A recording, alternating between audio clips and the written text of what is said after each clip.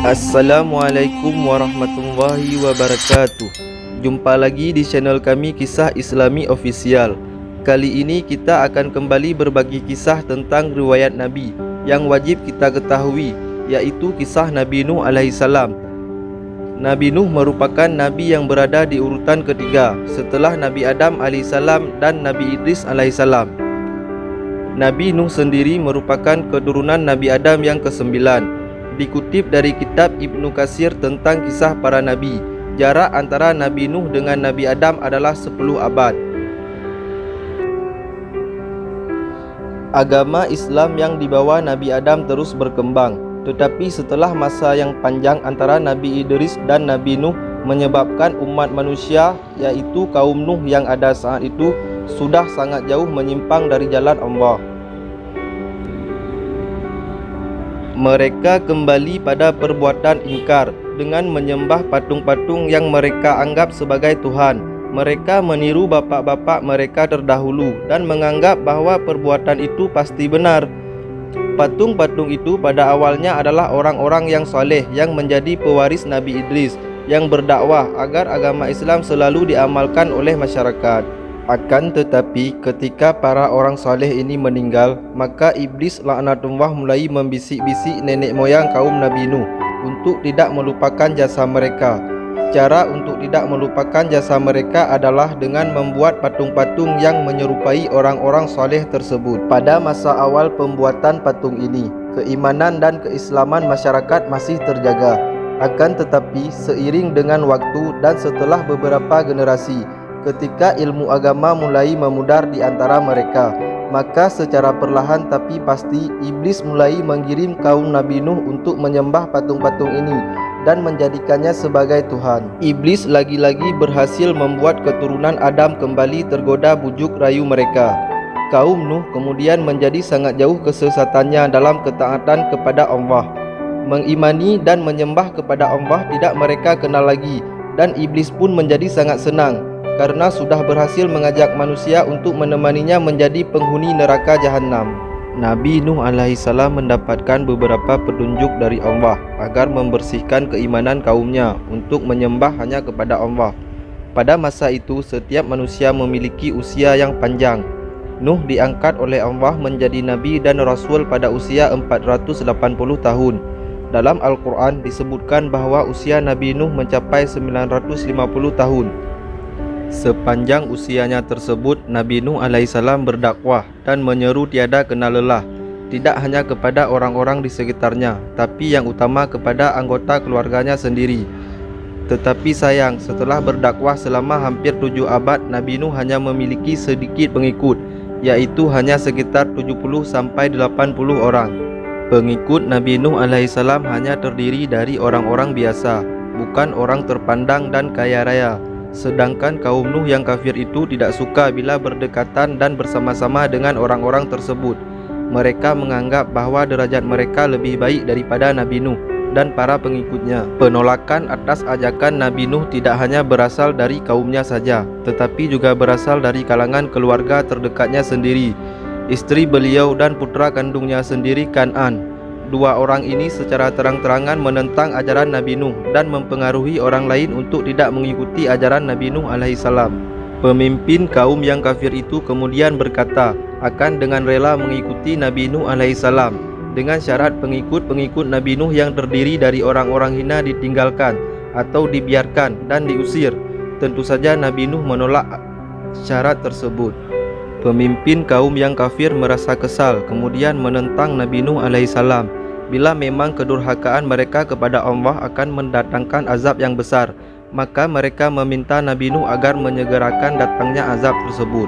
Nabi Nuh kemudian mendapat petunjuk dari Allah Subhanahu wa taala sekaligus merupakan mukjizat Nabi Nuh alaihissalam, yaitu diperintahkan Allah untuk membangun bahtera yang besar. Bahtera itu terbuat dari kayu jati. Bahtera tersebut kemudian dikerjakan oleh Nabi Nuh bersama dengan para pengikutnya.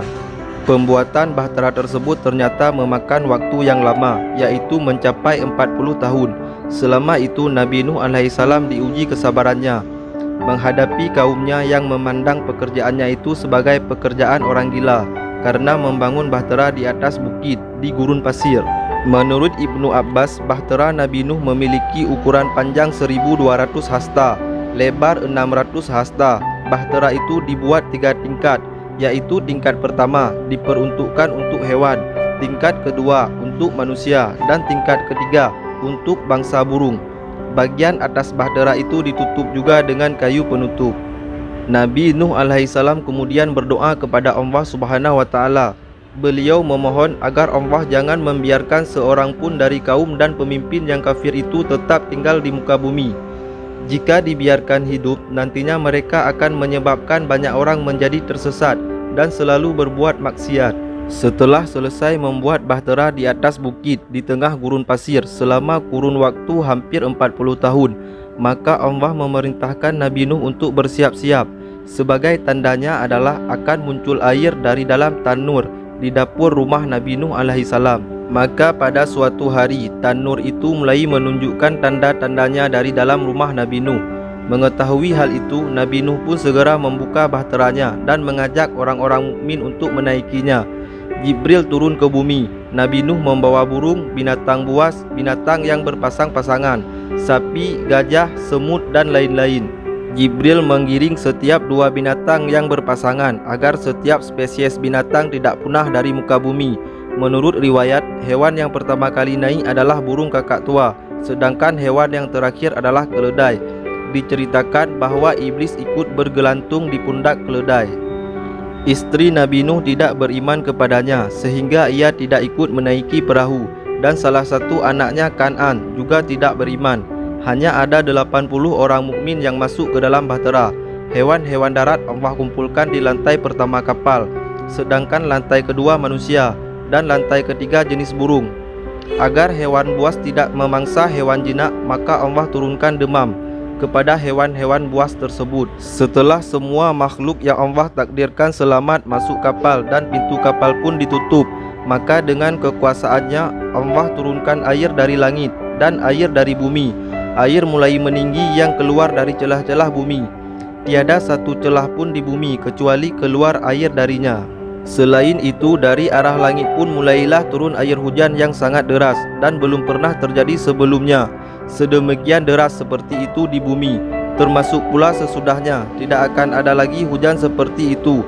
Lautan semakin bergolak dan ombaknya menerpa apa saja dan menyapu bumi. Isi perut bumi pun bergolak dan bergerak dengan gerakan yang belum pernah terjadi sebelumnya. Tidak wajar sehingga mengakibatkan bola bumi tenggelam dalam air untuk pertama kalinya, dan bumi pun menjadi seperti sebuah bola air. Air terus naik tinggi hingga di atas kepala manusia, bahkan hingga melampaui ketinggian pohon dan puncak gunung. Akhirnya seluruh permukaan bumi diselumuti dengan air. Itulah banjir dan tsunami terdahsyat serta terbesar sepanjang masa. Tidak ada banjir sebesar ini lagi hingga sampai tiba hari kiamat nanti. Banjir, topan, dan tsunami melanda semua belahan bumi. Tak satu pun bagian bumi yang tidak tenggelam. Satu riwayat menggambarkan bumi seperti bola air. Seluruh makhluk hidup, tumbuhan, hewan, dan manusia musnah. Tak ada satu pun yang tersisa. Setelah 150 hari terombang-ambing di atas laut tanpa batas, akhirnya Allah Subhanahu wa taala pun memberikan perintah agar air surut. Setelah air surut, maka mendaratlah bahtera Nabi Nuh dengan selamat di Bukit Jud, Armenia. Keluarlah Nabi Nuh bersama para pengikutnya dari dalam bahtera. Sekitar 80 orang yang ikut dalam bahtera Nabi Nuh beserta ketiga orang anak Nabi Nuh pun turun. Mereka bersama hewan yang selamat memulai kehidupan baru mereka. Diriwayatkan seluruh pengikut Nabi Nuh yang turut bersama dalam bahtera Nabi Nuh tersebut akan wafat tanpa menyisakan satu keturunan pun. Hanya anak Nabi Nuh, yaitu Sam, Ham, dan Yafid yang memiliki keturunan. Hingga akhirnya seluruh ras manusia yang ada sekarang ini semuanya merupakan keturunan mereka bertiga. Tak mengherankan bila kemudian Nabi Nuh disebut juga sebagai bapa para manusia. Wallahu a'lam bishawab.